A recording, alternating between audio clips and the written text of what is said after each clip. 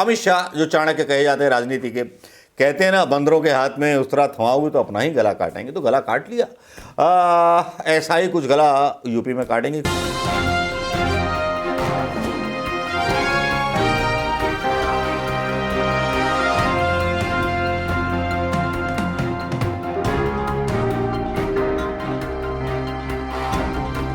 दोस्तों, सत्ता के तख्त का जो मतलब गद्दी है वो थोड़ी सी हिलने लगी है, और आजकल तो ऐसा लगवे लगो है कि मोदी की तो अकल ही भ्रष्ट है गई है भैया। अब अकल के बारे में हम क्या बात करें और क्या बात न करें, आज देसी लिहाज में हम आज अपनी न्यूज़ बोलेंगे और या हमारे बोलेंगे, क्योंकि भैया अब मोदी को कोई है का मतलब रोकवे बारो ना है कि मतलब मोदी तो गए, झोला डंडा लेके निकल जाएंगे मोदी, क्योंकि मोदी 40% कमीशन में कर्नाटक में बर्बाद है गए। ऐसे ऐसे भ्रष्ट लोगों को अपनी पार्टी में ले लो कि उन्होंने इनकी थुक्का फजीती करा दी। अब यही हाल यूपी में चल रहा है, हर जगह चल रहा है भैया। कमीशन की सरकार है और भ्रष्टाचार है रो अति, और यहाँ में हिंदू ही पिस रहे हैं।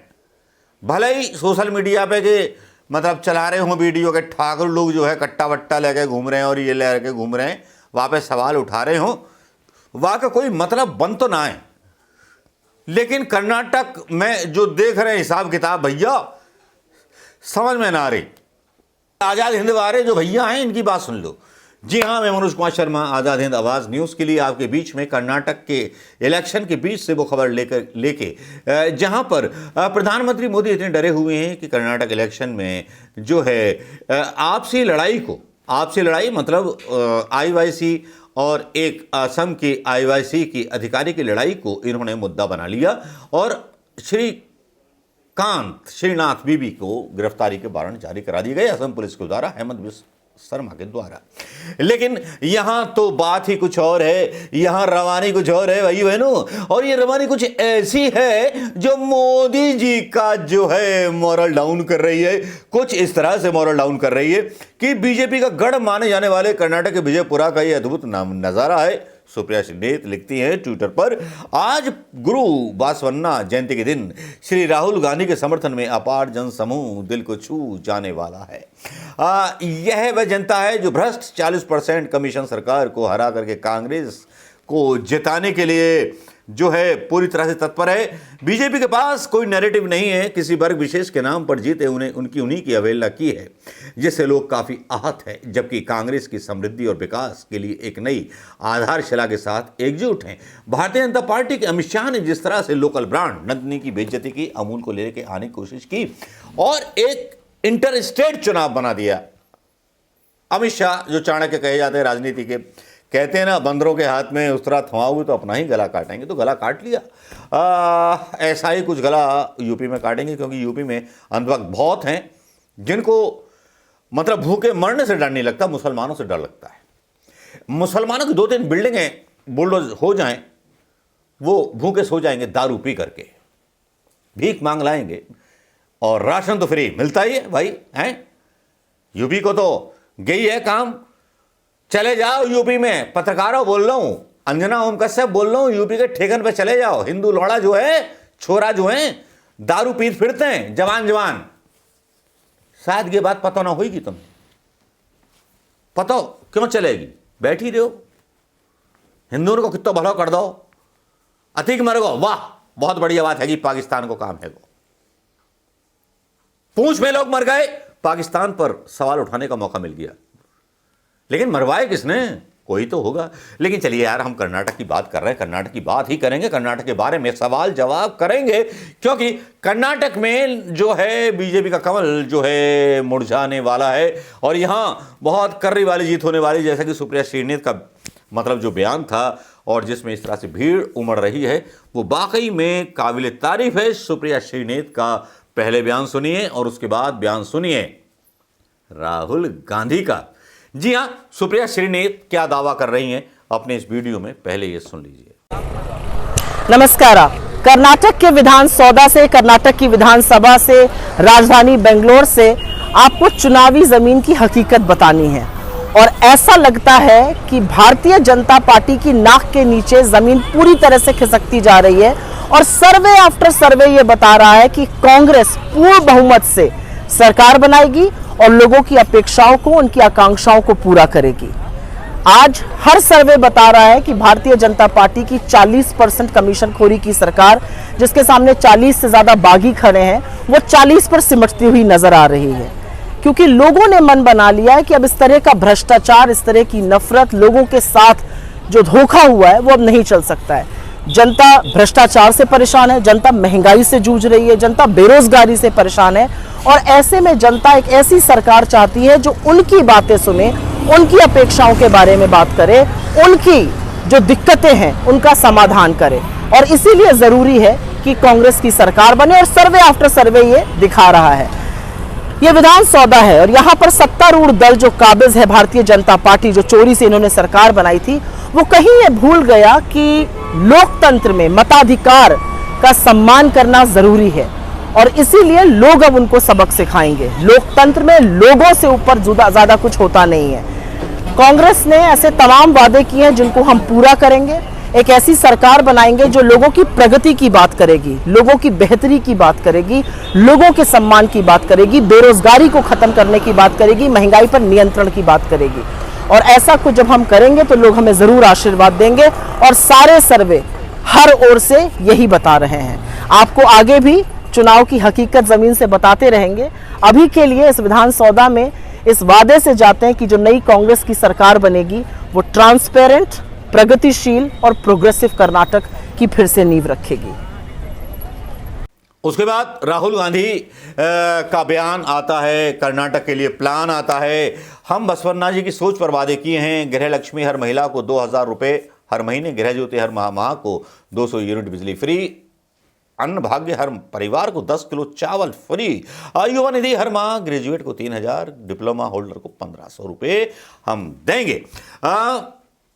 इसके साथ ही राहुल गांधी ऐलान करते हैं कि बसवन्ना जी ने कहा था कि समाज में कमजोर लोगों की मदद करो। उन्होंने ये नहीं कहा था कि देश का सारा पैसा अरबपतियों को दे दो, बाबा जी तो हमारे दे देते हैं ना। बाबा जी ने तो बहुत कुछ दिया है, लेकिन राहुल गांधी का ये वीडियो सुन लीजिए जिसमें राहुल गांधी मोदी जी की उतार करके ले रहे हैं। अब भाई बंगला खाली करा लिया, सब कुछ खाली करा लिया, अब राहुल गांधी को बोलने से भी रोकोगे क्या? सुनिए राहुल गांधी को। बीजेपी और आरएसएस की विचारधारा देश में नफरत, हिंसा का माहौल बना रही है। ಇವತ್ತು ನಾವು ದೇಶದಲ್ಲಿ ನೋಡಿದ್ರೆ ಬಿಜೆಪಿದವರು, ಆರ್ಎಸ್ಎಸ್ ದವರು ಇವತ್ತು ದೇಶದ ಒಂದು ಪರಿಸ್ಥಿತಿಯನ್ನು ಇವತ್ತು ದೇಶದಲ್ಲಿ ನಿರ್ಮಾಣ ಮಾಡಿದ್ದಾರೆ।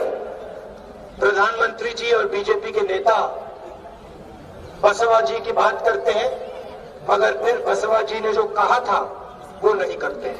बीजेपी और प्रधानमंत्री बसवಣ್ಣವ್ರ ಬಗ್ಗೆ ಮಾತನಾಡ್ತಾರೆ, ಅವರ ಬಸವಣ್ಣರ ಆಶಯದ ವಿರುದ್ಧವಾಗಿ ಅವರು ನಡ್ಕೊಳ್ತಾರೆ।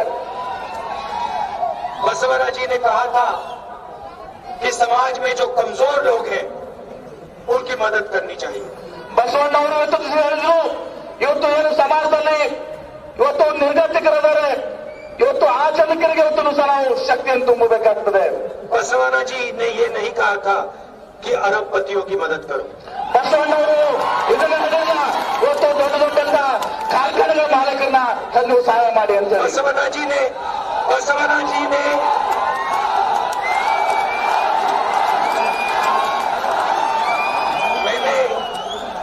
मैंने बसवरा जी की सोच पढ़ी है। उन्होंने कहीं नहीं लिखा कि देश के धन को अदानी जी को दिलवा दो।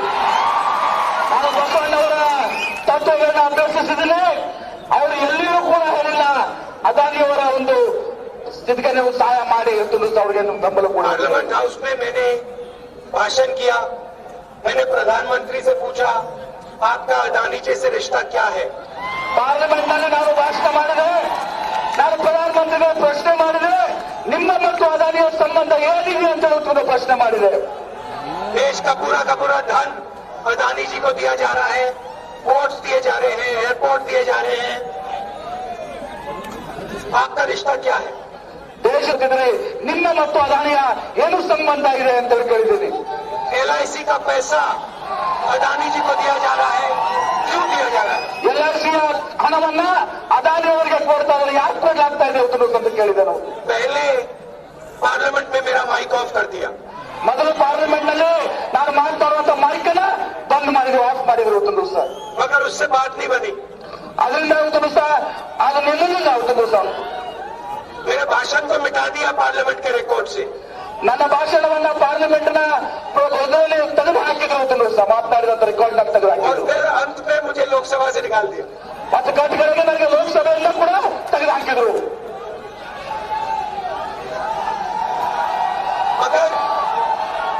अगर ये सोचते हैं कि सच्चाई सिर्फ लोकसभा में बोली जाती है। ಅವ್ರು ತಿಳ್ಕೊಂಡಿದ್ದಾರೆ ಸತ್ಯವು ಕೇವಲ ಲೋಕಸಭೆಯಲ್ಲಿ ಮಾತನಾಡ್ಲಿಕ್ಕೆ ಆಗ್ತದೆ ಅಂತ ಹೇಳಿ सच्चाई तो कहीं भी बोली जा सकती है। ಸತ್ಯವು ಎಲ್ಲಿ ಬೇಕಾದ್ರೂ ಕೂಡ ಮಾತನಾಡ್ಲಿಕ್ಕೆ ಆಗ್ತದೆ सच्चाई तो यहाँ भी बोली जा सकती है। ಸತ್ಯವನ್ನು ಇಲ್ಲಿಯೂ ಕೂಡ ಮಾತನಾಡ್ಲಿಕ್ಕೆ ಆಗ್ತದೆ ಎಲ್ಲಿ ಬೇಕಾದ್ರೂ ಮಾಡ್ಲಿಕ್ಕೆ सही ಆಗ್ತದೆ बात।